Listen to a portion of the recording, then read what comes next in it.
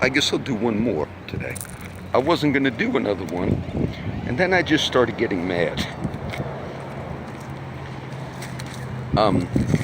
I asked my friend, Jammer, James Pope, and I didn't ask him actually, why were you in jail for, I'm not sure how long they had him in jail. But then he told me, I knew it was something about an assault. And on the streets, guys sometimes get in fights, and so there might have been something that I heard like the last 6 months that, oh, maybe it was that guy that was going to jump him or something like that. But he volunteered, and he said, you know what they arrested me for? Now, I don't want to get my friends in trouble, but he said there was an old case, maybe a few years back, and he was telling me like he was surprised because some young gangbangers, like 20-year-old kids, jumped Albert Hoffman in the park and hit him in the head with a brick. And my friend Jammer was there, and he defended Albert, and he beat those kids up, and he hurt them. And Jammer, I didn't ask him, he volunteered, and he thought it was strange. He said, you know what, they arrested me for that old case. And that did sound strange to me because, if you have an assault by those kids on Albert Hoffman, and Albert, right after Jammer told me the story, I didn't mention it to him, but Albert wrote up. And then I was thinking, and in his mind, my friend James Pope is saying, oh, maybe they just wanted to get me off the street because that was a strange thing for a case like that could have actually been like you're defending a senior citizen, because these two younger kids supposedly hit Albert in the head with a brick. And in some cities, young kids jump the homeless. And then I started thinking, I know I make a lot of videos, and I've made a lot, and some where I've complained about treatment of homeless guys. And I've had Jammer and James Pope's example. I had a few on him. And I wonder if they've just seen them these last few weeks or whatever, or last few months. And it got me mad. It got me mad because it seemed as like it might have been unjustified why they picked him up and had him in jail.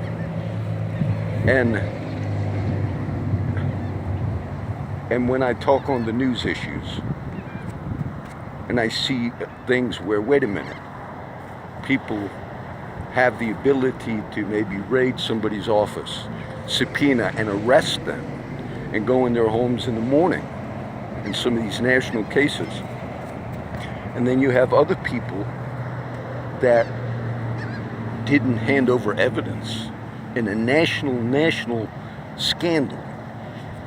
The main evidence of the whole scandal would be the investigation of the computers from the Democratic National Committee.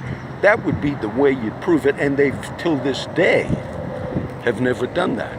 And I thought, these are people that are on the inside, that have their own views about things, they feel they're righteous about things, and then they had the power to say, let's raid this son of a bitch at 3 in the morning in his house in Virginia, or let's go into this guy's. That's what pisses me off. So the wheels have turned on that national thing. Mr. Comey hired Patrick Fitzgerald, one of the famous former special prosecutors, and he's lawyering up. All of you that have authority, whether it's a judge, a cop, Mueller, whoever you are, you're supposed to do things justly. You're supposed to do things justly. And if you have a pet peeve against a particular homeless person or anybody, and then you say, we found something 2 years back, that case could have been a self-defense case. If I saw, this happened years ago when I was in New Jersey, many years ago, not on my recent trips, and I was walking Tunnelly Avenue. There was an older guy, might have been like homeless, but I remember 2 young kids, 2 or 3 on bicycles, began harassing that old man. This was many years ago. And I yelled across the street. I was on the other side of Tunnelly Avenue, I believe. I said, hey, like I was going to come after those kids. Because assaulting a senior citizen is a crime. And if you defend that senior citizen with all the other things going on in this county, the serious death penalty cases. Caller Times did a fairly good article the other day, because we have a tragic murder case. I talked about it. It's a tragedy. Her name is Breanna Wood. And now it's in the process of going to go to trial. Joseph Tejeda and a few other people.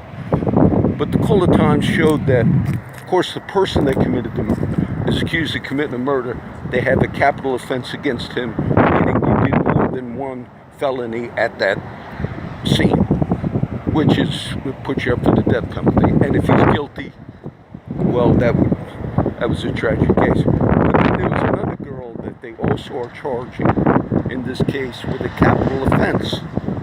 And it seems a little questionable, because they're accusing, saying that this other girl affiliated with the gang told Mr. Tejeda, if you don't kill Breanna Wood, we're going to have you killed. Now, whether that's true or not, we don't know, but that was with this other woman that they're charging her with a capital murder, which seemed a little strange, because they're getting her for threatening Mr. Tejeda, supposedly, that if you don't kill a person, we're going to have you killed. And so they got a charge on her, rightfully, if it's true, that to solicit the murder of this young girl. But then the other charge was called remuneration. Remuneration, and the Caller Times is exposing it. And Mr.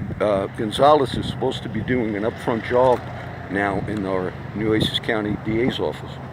But remuneration basically means you not only sanctioned a hit, a killing, but then you promised a benefit, some type of a financial benefit. Basically, we're going to pay you $5,000 to kill somebody, something like that. But the DA's office says the remuneration charge against the woman that they're also charging with the capital offense, they're adding that in because they said she told Mr. Tejeda, supposedly, if you don't kill this girl, I'll have you killed. Now, I can understand charging that woman with being complicit in murder, and maybe another charge that she threatened to have Tejeda killed, but they had to have this charge of remuneration. And the DA, it's going before the judge now, whether or not that charge will get dropped on this other one. And the prosecutor contends, well, the remuneration was the fact that he wouldn't get killed. It doesn't fit. The remuneration basically means we're going to give you a car, we're going to give you a boat, we're going to give you $10. That's what that means. The Caller Times, out of all the local media, is the only one that has now pointed that out. And all that simply means is you want to do everything by the book. You don't want to cross lines, no matter how justified you feel you are in crossing those lines. And so it just made me wonder, because a lot of us on the street wondered, why did they arrest Jammer? And if that was it, that he defended a 65-year-old senior citizen that two young kids in their 20s hit in the head with a rock, then I'm wondering if you overstep bounds on that.